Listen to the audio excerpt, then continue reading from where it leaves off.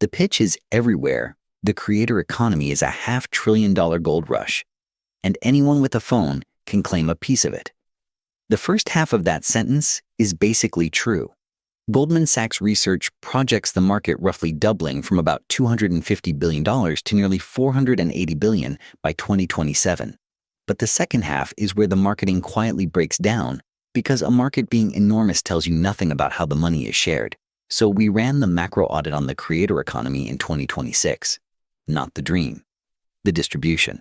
Start with the size, because the headline number is real and genuinely large.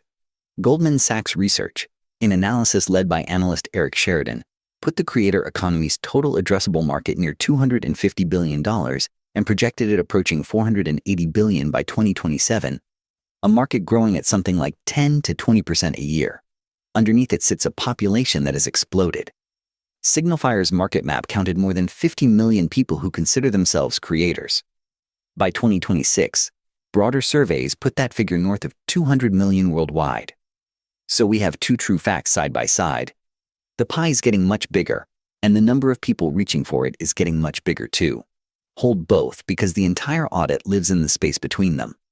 A growing pie does not mean growing slices. It depends entirely on how many hands are at the table. Now, the number that the gold rush framing buries.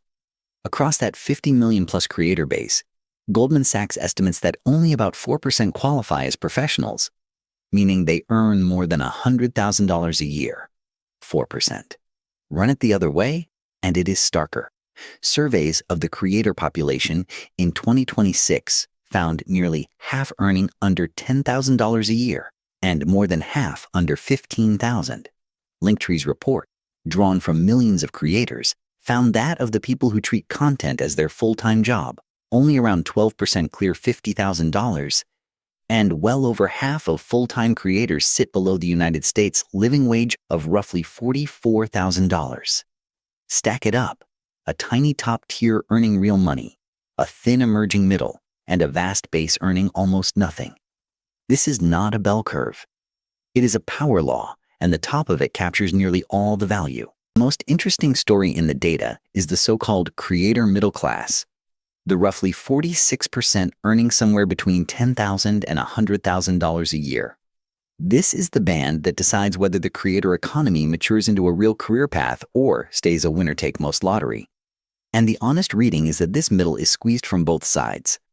To climb into it at all, a creator increasingly has to stop being an artist and start being a founder. Signalfire describes the professional creator as running product, design, community, e-commerce, and data analysis all at once.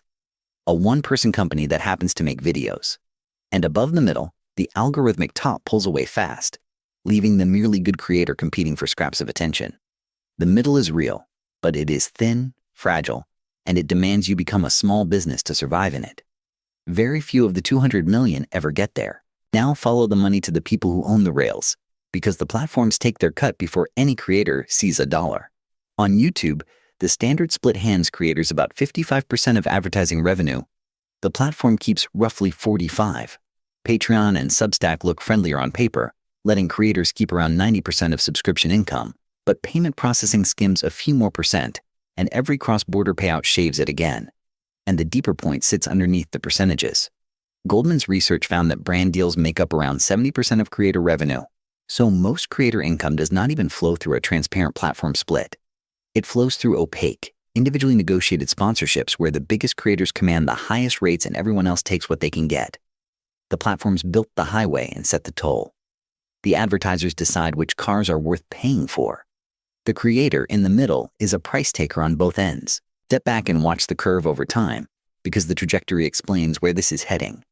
In the late 2000s and 2010s, the platforms were built. Uploading was free, and the audience was up for grabs. Around 2017 to 2020, the money arrived. Brand sponsorships turned reach into revenue, and the influencer was born as an economic class. By the early 2020s, the smartest creators stopped being personalities and became businesses, stacking subscriptions, products, and patronage. And the projection through 2027 is more of the same, only bigger. Goldman's near $500 billion market, with the professional tier consolidating its lead. At every stage the total grew, and at every stage the concentration held. The economy professionalized. It did not democratize. Here is the pattern that ties the whole macro picture together, and it is the same shape you find in music, in app stores, in venture-backed startups, in every attention market ever measured. The aggregate grows. The distribution does not flatten. A $480 billion economy sounds like opportunity for everyone, but the data says the marginal dollar overwhelmingly lands at the top, with the roughly 4% who run real businesses, diversify their income, and treat the platform as one channel rather than the whole company. The narrative sells the average. Look how big the pie is. The reality is governed by the median, which sits below $15,000 a year. The gap between that average and that median is the entire con of the gold rush framing. A booming market and a brutal individual lottery are not contradictions. In an attention economy, they are the same fact, viewed from two ends of the curve. So if you are standing at the edge of this deciding whether to go in, here is what the macro audit actually tells you. Do not be sold by the size of the market. A $500 billion economy can be entirely real and still owe you nothing, because the headline measures the pie, not your slice. Assume, going in, that you are statistically in the half earning under $15,000, and ask whether the work is still worth doing on those terms. Then ask the only question that moves you up the curve: are you building an audience or are you building a business? The 4% at the top are not just more talented. They diversified, they negotiated, they owned more than one channel, and they treated content as the front door to a company rather than the company itself. The platforms will keep their take, the advertisers will keep choosing the biggest names, and the curve will stay as steep next year as it is this year. Going in clear-eyed about the distribution is the only edge the macro data can hand you. The pattern holds.